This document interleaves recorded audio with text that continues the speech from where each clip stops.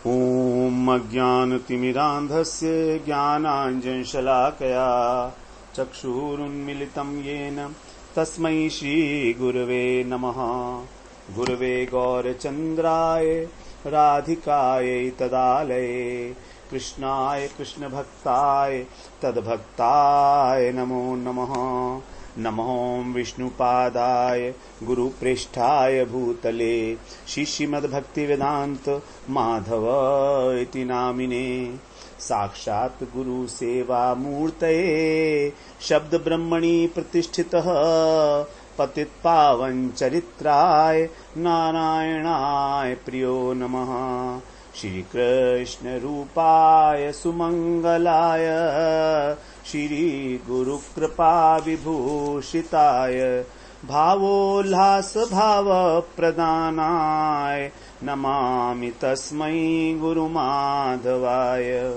वृंदावनेश्वरि तवैव पदारविन्दम् प्रेमामृतैकमकरन्दरसौघपूर्णम् हृद्यर्पितं मधुपते स्मरतापमुग्रम् निर्वापयत परं शीतलमाश्रयामि। तवैवास्मि न जीवामि त्वया विना इति विज्ञाय देवी त्वं नय मां चरणान्तिके। श्री कृष्ण चैतन्य प्रभु नित्यानंद श्री अद्वैत गदाधर शिवसदी गौरभक्त वृंद।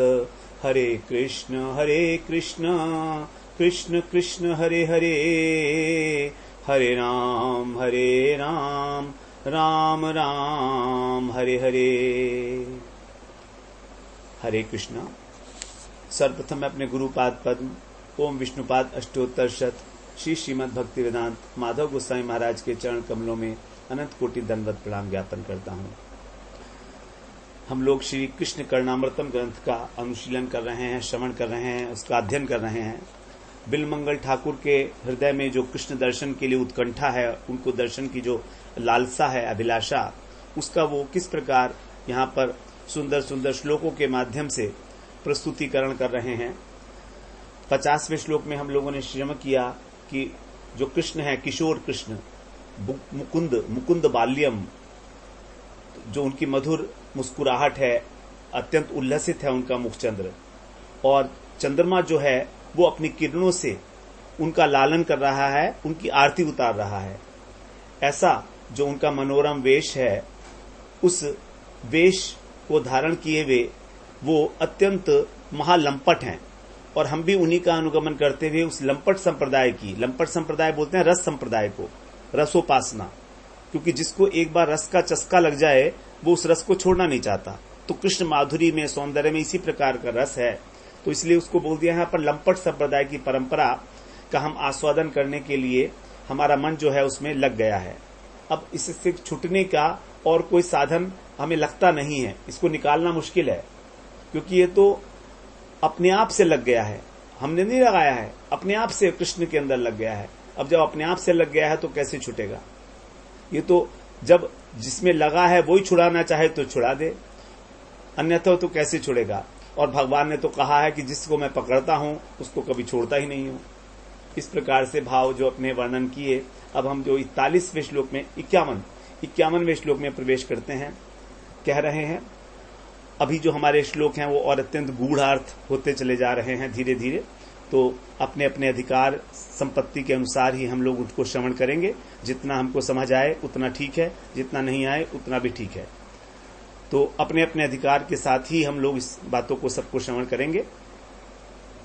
अहिम कर कर निकर मृदु मुदित लक्ष्मी सरस तर सरसी रूह सदृश दृशि देवे ब्रज युवती रति कलह विजय निज लीला मन मुदित वदन शशि मधुरिमणि लिए। स्वयं किस प्रकार से भगवान के वो सौंदर्य और माधुर्य में डूब जाएं, लीन हो जाएं, इस प्रकार की आकांक्षा। तो यहाँ पर अब हम हर एक श्लोक में देखेंगे देव शब्द का प्रयोग किया गया है। देव का मतलब ही है जो क्रीड़ा परायण है। तो यहां पर भगवान की जो लीलाएं हैं उसी को मध्य में रख के प्रार्थना की गई है कि मैं आपकी जो मधुरिमा है, हे देव, हे क्रीड़ा परायण किशोर कृष्ण, आपकी जो मधुर मधुर लीलाएं हैं, मैं उनमें सब प्रकार से डूबना चाहता हूं। मेरा मन लीन रहे उसके अंदर ही, उससे बाहर ही ना निकले। मधुरिणिम मधुरी मणि लिए। तो इसका जो पद्यानुवाद है इस प्रकार, तरुण अरुण के रश्मि जाल से विकसित वैभव वाले, अतिशय सरस सरोरुह के सम जिसके नयन निराले, ब्रज बाला रति युद्ध विजय पर आत्म कला से हर्षित, जिसका मुख मयंक मन उसकी शोभा से आसंजित। यहाँ पर भगवान की जो मधुरिमा है, मुख की मधुरिमा, उसी का वर्णन कह रहे हैं कि जो अहिमकर कर निकर, जो हिमकर नहीं है, जो हिमकर, हिम क्या है? बर्फ। तो बर्फ जो नहीं है अर्थात सूर्य, तो यहां पर जो है सूर्य का नाम है भास्कर, दिनकर, लेकिन यहां पर उसको कहा अहिमकर सूर्य को। तो जो तरुण सूर्य है अर्थात नया नया उगा हुआ, तो बिल्कुल, तो जो तरुण सूर्य है उसकी भांति उसके जो कर निकर, कर का मतलब है किरण, निकर माने समूह, तो तरुण अरुण सूर्य की किरणों के समूह से जो अत्यंत मृदु मुदित लक्ष्मी, अत्यंत शोभा युक्त हैं, मृदु मुस्कान जहां पर छाई हुई है, शोभा युक्त, ऐसे सरस तर सरसी रूह, सरस, सरसी बोलते हैं तालाब को, तो सरसी के अंदर जो उत्पन्न होता है रूह, रूह माने जन्म, रूह माने उत्पन्न होना, तो सरसी जात अर्थात अंबुज, तो जो कमल है वो उसकी तरह जिनके नेत्र हैं, सदृश दृषि देवे, हे देव, आपके जो नेत्र हैं वो किस प्रकार के हैं।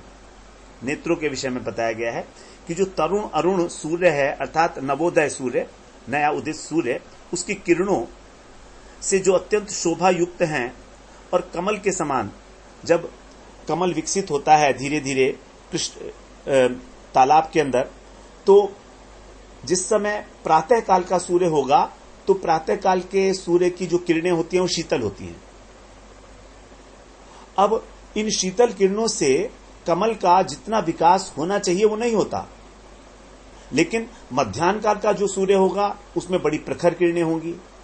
अब प्रखर किरणों के कारण जो कमल है वो शुष्क हो जाएगा, उसमें सरसता नहीं रहेगी, स्निग्धता नहीं रहेगी। तो अंदर तो उसके मकरंद भरा हुआ है कमल में, लेकिन बाहर से वो कोमल नहीं होगा, कर्कश हो जाएगा।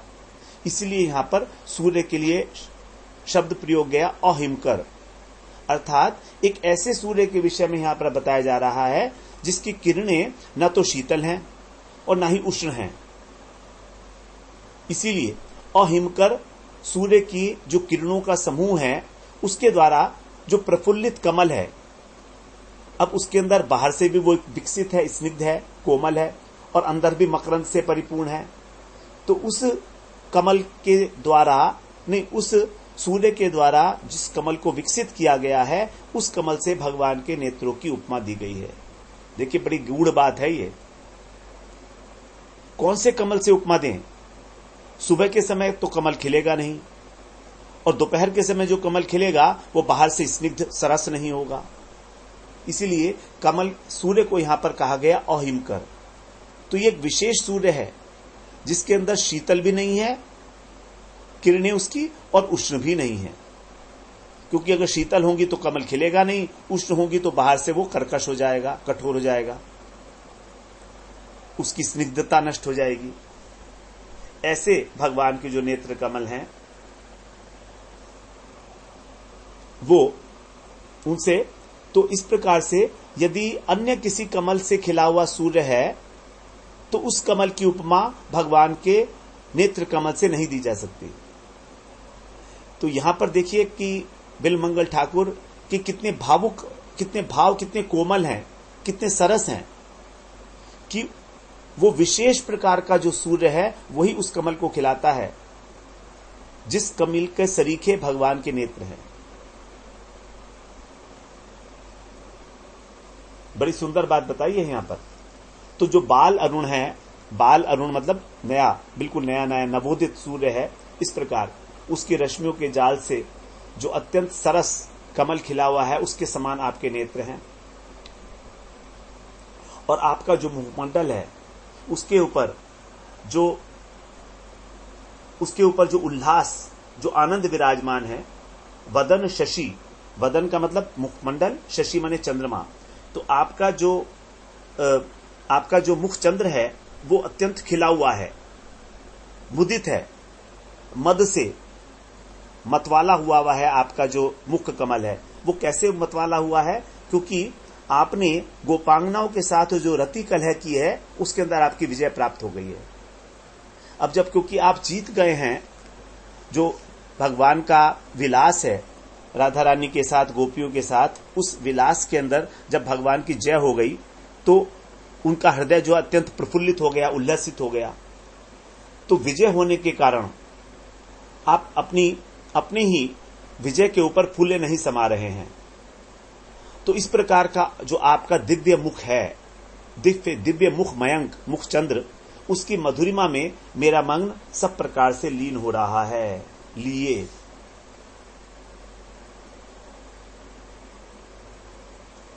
तो पहले श्लोक में भगवान की चपलता, माधुरी के आस्वादन में प्रत्येक अंग की माधुरी का वर्णन किया जा रहा था, मुखचंद्र की। अब यहां पर जो है, क्योंकि भगवान को तो सब कुछ ही मधुर है, उनका अंग में मधुर है, उनकी चपलता भी मधुर है, तो उसी मधुरता का अनुभव करते करते भगवान यहां, वो जो बिलमंगल ठाकुर है, यहां पर कह रहे हैं कि आपका मुख कमल सब प्रकार से मधुराति मधुर है।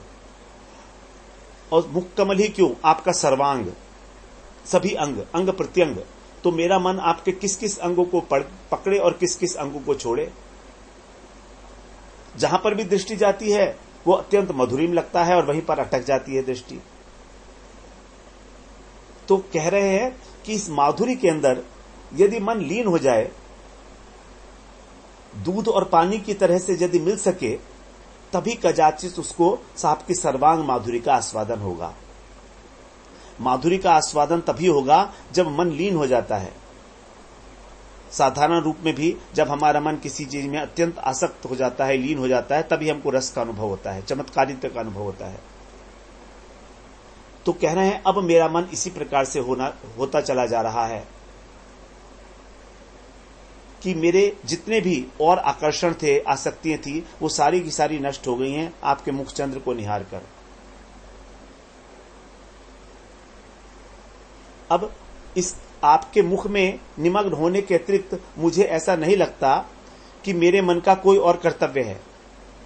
मन की 3 प्रकार की वृत्तियां हैं। एक तो कामना, एक संकल्प और विकल्प करना। हृदय में, मन में कामना उत्पन्न होती है और वो संकल्प विकल्प करता है कि ये करूं कि ये करूं। तो अब ये मन मेरा सब प्रकार से आपके प्रति, आपके दर्शन के प्रति कामना युक्त हो गया है। अब इसके लिए अन्य और कोई आश्रय नहीं है। इसी मन की मधुरिमा में, इस मुख की मधुरिमा में ही मैं बार बार लीन होने के लिए आपसे प्रार्थना कर रहा हूं। तो इस श्लोक से लेकर और आगे के 2 श्लोक और इसको मिलाकर एक ही लालसा को 3 बार जो है मुख की मधुरिमा के विषय में, उसमें लीन होने के विषय में प्रार्थना करेंगे यहां पर।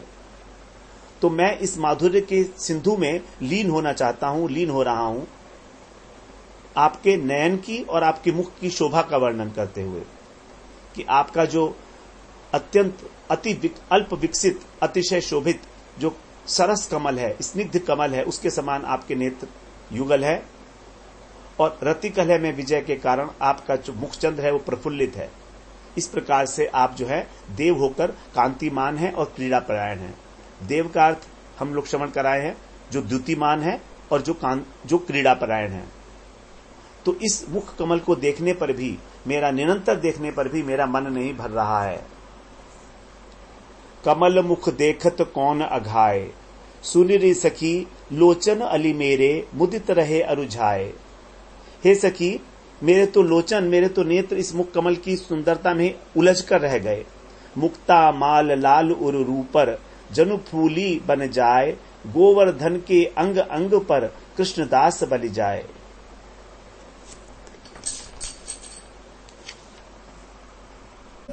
तो आपके मुख कमल और आपके नेत्र कमल, इन दोनों की शोभा अतिशय है, मधुराति मधुर।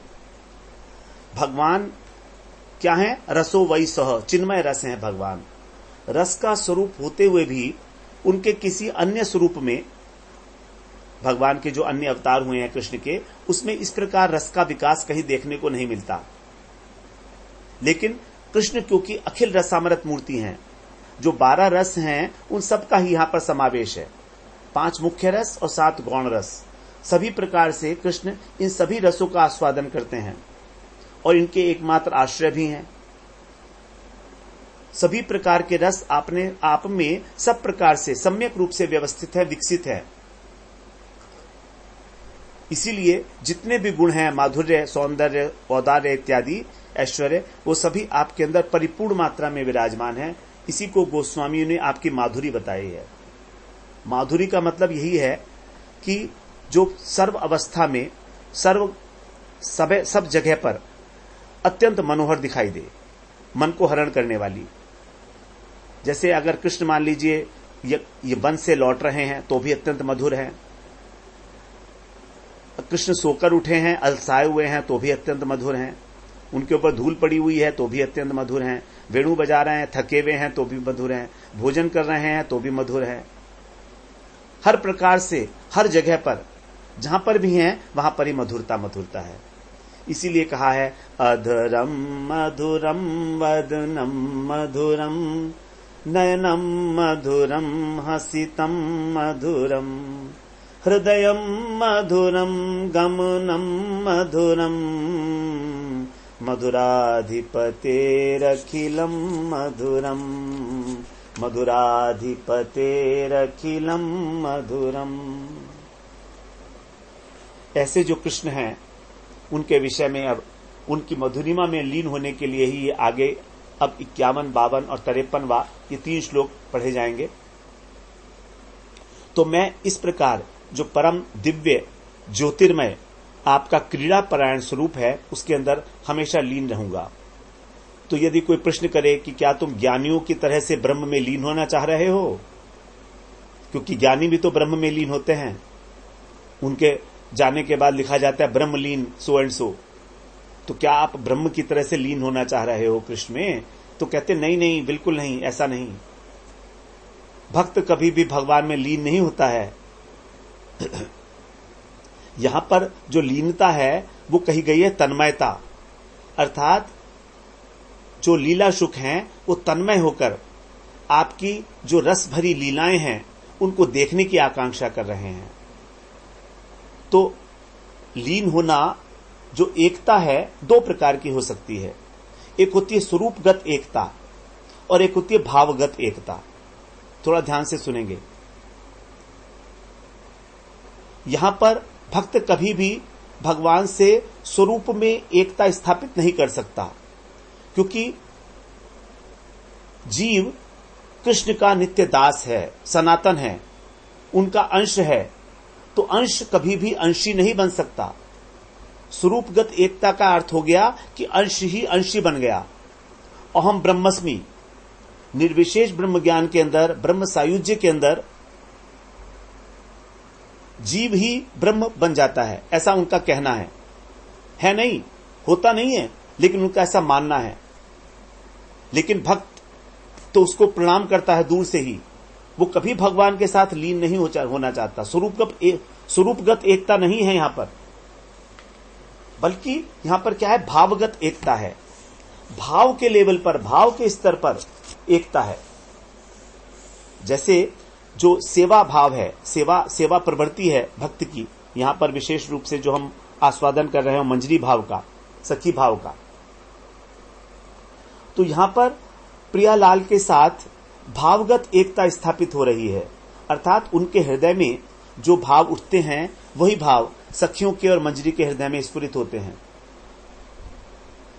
भक्त कभी ये स्वीकार नहीं करेगा कि वो कृष्ण बन जाए, राधा बन जाए, अनर्थ हो जाएगा इससे तो, क्योंकि वो तो स्वयं को नित्य कृष्ण का दास मानता है। तो यहां पर केवल भावगत एकता अर्थात तन्मयता की बात की जा रही है। लीला में इतना तन्मय हो गया, जैसे उदाहरण के लिए समझें, एक कोई चक्रवर्ती राजा है, अब एक वो कहानी पढ़ रहा है पुस्तक के अंदर। वो कहानी है एक बहुत गरीब गांव का एक गरीब व्यक्ति है, और जब वो कहानी पढ़ता है तो मन के द्वारा, भाव के द्वारा वो उस गरीब व्यक्ति की भावनाओं के साथ एकता प्राप्त कर लेता है। तो वो स्वयं गरीब नहीं हुआ है, वो तो राजा का राजा ही है। यहां पर स्वरूपगत एकता नहीं हुई है, लेकिन भावगत एकता हो गई है, और भावगत एकता होने के कारण ही उसको आनंद की उपलब्धि होगी। जब वो राजा एक गरीब की कहानी पढ़ के उसके साथ आइडेंटिफाई कर पा रहा है, अपने को भावगत एकता में प्रवेश कर रहा है, तो उसको कहानी पढ़ के बड़ा आनंद आएगा। तो आनंद का कारण है भावों की एकता, वो स्वयं गरीब नहीं हुआ। उसी प्रकार जो हम दास हैं भगवान के, कृष्ण के, वो प्रिया जी के, लाल जी के भाव के अंदर भाव मिलाकर उनका आस्वादन कर सकते हैं, लेकिन स्वरूपतः है हम नित्य कृष्ण दास ही बने रहेंगे। उसमें किसी प्रकार का कोई शंका नहीं होनी चाहिए कि हम कृष्ण बन गए या हम राधा बन गए, नहीं।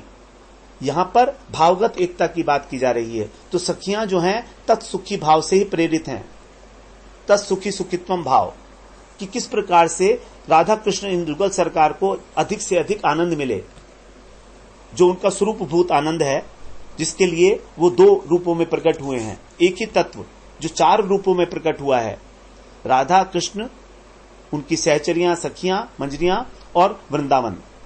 तो चारों तत्व जो है चिन्मय तत्व हैं, ये प्राकृत स्त्री पुरुष नहीं है कोई भी इनमें। बड़ी सावधानी की जरूरत है इस बात को समझने में।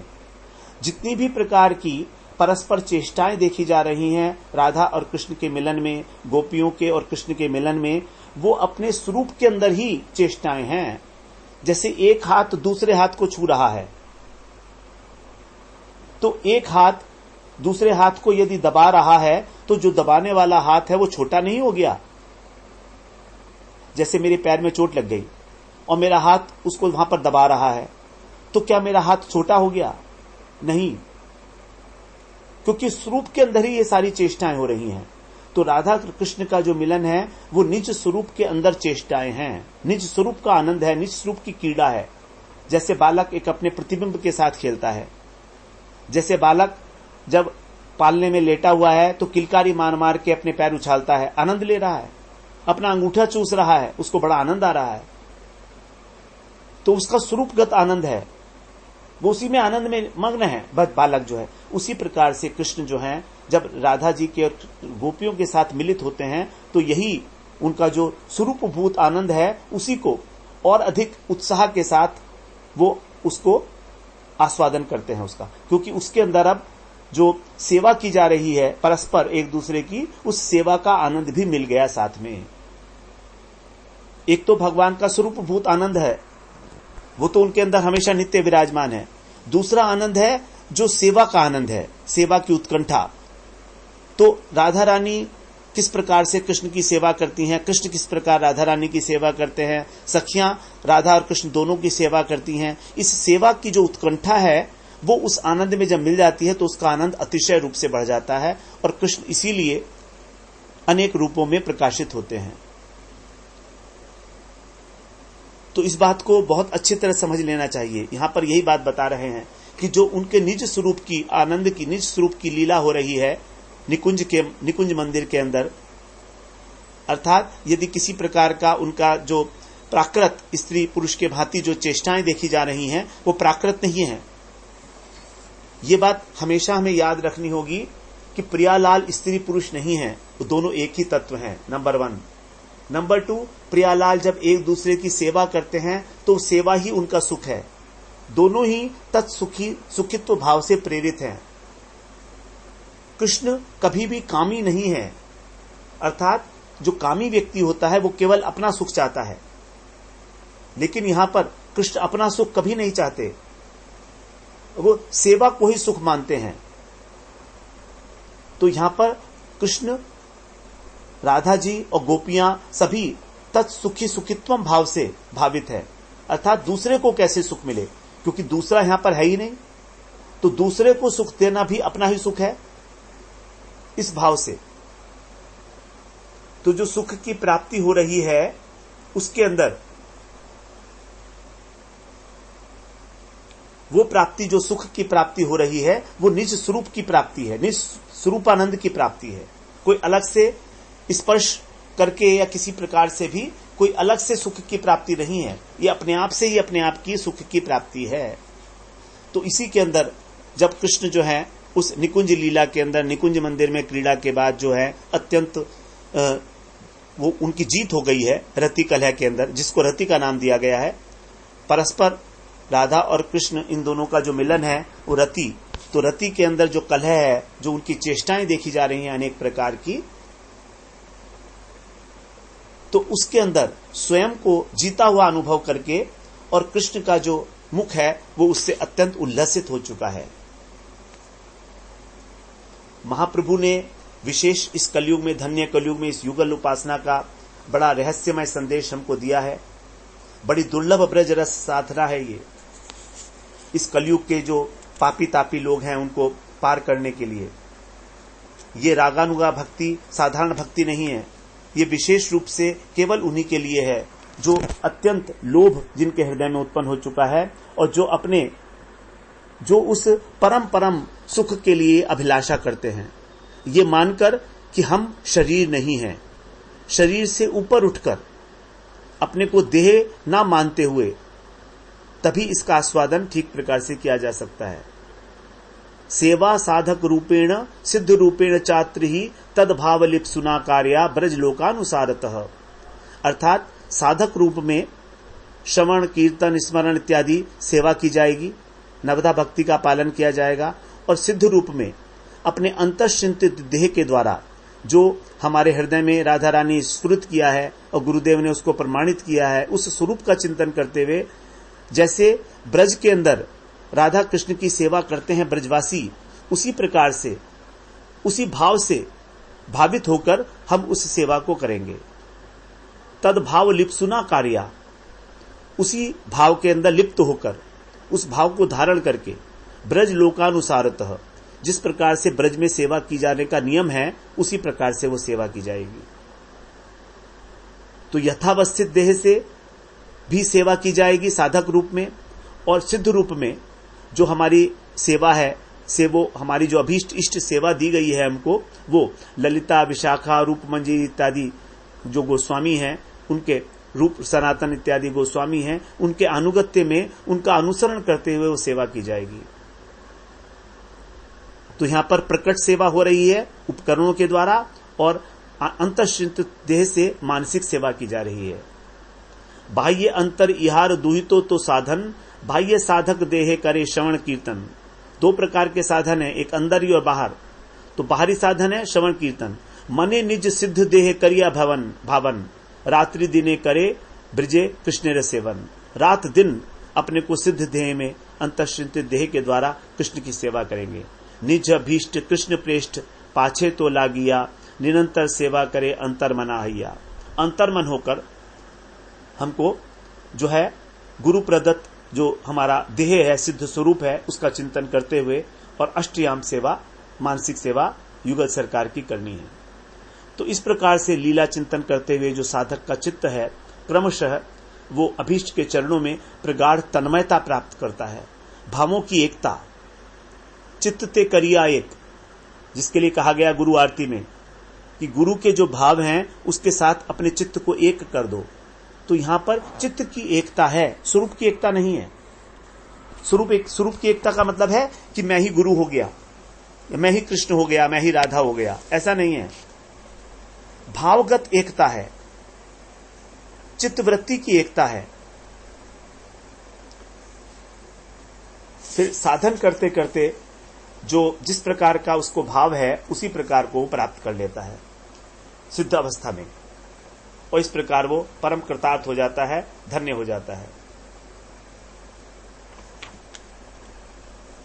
अब इसी श्लोक का जो अर्थ बताए हैं राधा अंतरंग अर्थ इस प्रकार से बता रहे हैं कि गोस्वामी पाद बता रहे हैं कि जब राधा रानी का मन और इंद्रिया कृष्ण के माधुर्य में मग्न हो गया तो मूर्छित हो गई और फिर दोबारा से मृत्यु की आकांक्षा हो रही है, आशंका हो रही है उनको, और सखियों से कहती है, सखियों तुम लोगों के साथ मेरी बस भेंट हुई, इतना ही है, इतना ही है, अब आगे नहीं हो पाएगी क्योंकि अब जो है मेरा जीवन धारण करना अति मुश्किल है। तो यहां पर कुट्टमित नाम का भाव है। कुट्टमित नाम का भाव होता है जहां पर कुट्टा की जाती, कुट्टी हो जाती है।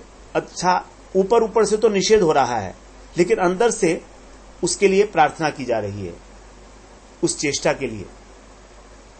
तो ऊपर से जो है दिखाने के लिए क्रोध प्रकट किया जाता है, कुट्टी कर देते हैं जैसे बच्चे लोग आपस में, तो इसे कुट्टिमित भाव बोला है इसको।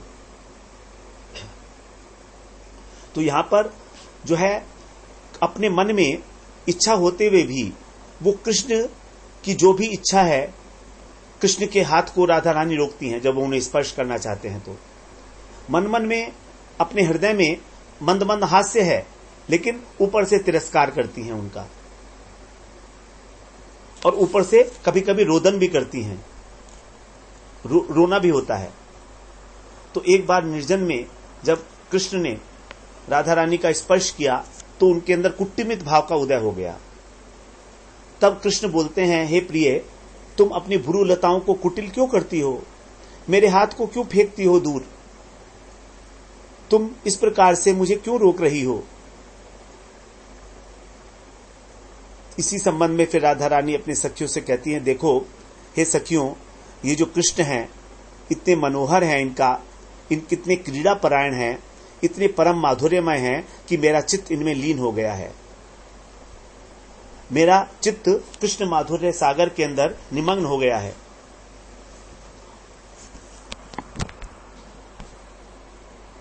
इसलिए उनको आशंका हो रही है कि अब क्योंकि मेरा मन प्राण इंद्रियां सब इस माधुर्य सागर के अंदर डूबे जा रहे हैं तो अब मेरी मृत्यु का समय आ गया है। हे सखियों, अब तुम्हारा मेरा अंतिम मिलन है, मुझे अपने जीवन की कोई आशा नहीं रही, मेरे सब कुछ इंद्रियां प्राण इत्यादि सब छूटे जा रहे हैं, लीन हो रहे हैं। सखी हे कृष्ण लीला माधुर्य सिंधुते, डूबिया रही बो आमी निश्चय जानी है तुमी, एई देखा सो सवा सहीते। हे सखी, ये जो देव है क्रीड़ा परायण, ये किसी मनोहर क्रीड़ा के लिए मचल रहा है और हृदय में इसके अनेक अनेक प्रकार के भाव उत्पन्न होने के कारण इसकी जो कांति है वो भी विशेष रूप से उज्जवल हो रही है। अधिक क्या कहूं, ये तो मेरे प्राणों का देवता ही है और इसी के माधुर्य सिंधु में अब मेरा मन लीन होता चला जा रहा है। इसलिए मुझे अपनी मृत्यु की आशंका है, हो सकता है हमारा ये अंतिम मिलन हो। इस प्रकार जो स्वामिनी हैं वो बड़ी आर्त स्थिति में और कह रही हैं। तो यदि सखियां पूछें कि ये जो माधुर्य सागर है कैसा है, तो इसके लिए ही कह रही है वो, अहिमकर कर निकर मृदु मुदित लक्ष्मी सरसतर, अर्थात जो सूर्य है जिसके अंदर ना उष्ण किरणें हैं और ना शीतल किरणें हैं, उसके द्वारा जो खिला हुआ कमल है उसकी शोभा, अब उसकी शोभा के समान, अब उसकी शोभा में, कमल की शोभा में तीन बातें बताई हैं। एक तो सौंदर्य है, एक शीतलता है और एक सुगंध है और कोमलता है। तो सौंदर्य है, सुंदर लगता है कोमल देखने में, शीतलता है, कमल को देखने से आंखों को भी शांति मिलती, सुगंध है, कोमलता है और मकरंद है। इन सब गुणों से युक्त जिनके नयन हैं, ऐसे इन नयनों में श्री कृष्ण के राधा का मन लीन हो रहा है, उनके रूप के ऊपर सब प्रकार से मुग्ध हो गया है।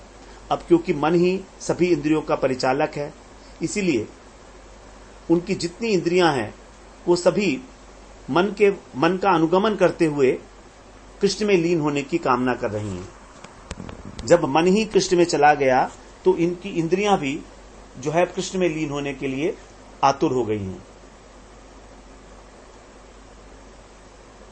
इस प्रकार से इसका जो है लीला परक अर्थ कहा गया है। अब सखी भाव में जो लीला शुक हैं वो प्रार्थना कर रहे हैं कि श्री राधा जी के साथ जो क्रीड़ा परायण श्री कृष्ण हैं उनके माधुर्य में मेरा चित्त लीन हो जाए, क्योंकि सखियों का यही हार्द विषय है, यही उनका अभीष्ट है कि वो युगल सरकार का मिलन कराने कर ही अत्यंत प्रसन्न होती हैं। उसी में हमेशा उनका मन रूपी मधुकर जो है वो घूमता रहता है, मंडराता रहता है कि किसी प्रकार भी इन दोनों का मिलन हो, दोनों का ही, क्योंकि दोनों क्रीड़ा परायण हैं। तो इस प्रकार से उसका जो माधुर्य है उसमें मेरा चित्त लीन हो जाए, इस प्रकार से सखी भाव में लीला शुक ये प्रार्थना कर रहे हैं। अब हम इसी बात को कि किस प्रकार जो है उनका मन लीन हो जाए, तो लीन के विषय में ही 52वें श्लोक में भी आगे बताएंगे। 51, 52 और 53 इन तीनों श्लोकों में मन के लीन होने की बात की गई है। तो जैसे हम श्रवण कराए हैं, मन का लीन होना एक अलग बात है, अर्थात भाव एक से होने जाने, लेकिन भावों का एक होना तन्मयता है, और स्वरूपगत एकता ये फिर निर्विशेष ब्रह्म ज्ञान की बात हो गई, जहां पर अहम ब्रह्मस्मि का भाव आ जाता है। तो हम लोग जो हैं भक्त हैं, अपने को भगवान का अंश मानते हैं। हमारा एक ही कर्तव्य है, एक ही हमारा उद्देश्य है जीवन का कि हम भगवान की प्रेममयी सेवा में प्रवृत्त हो सके, निष्कपट सेवा में, क्योंकि अंश का यही एकमात्र कर्तव्य है कि वो अपने अंशी को सेवा करके प्रसन्न करे, उसकी प्रसन्नता में ही प्रसन्न है। तो अपना तो उसमें कुछ है ही नहीं, क्योंकि सब कुछ दिया हुआ है। हमारा अपना कुछ हमारे शरीर में है क्या?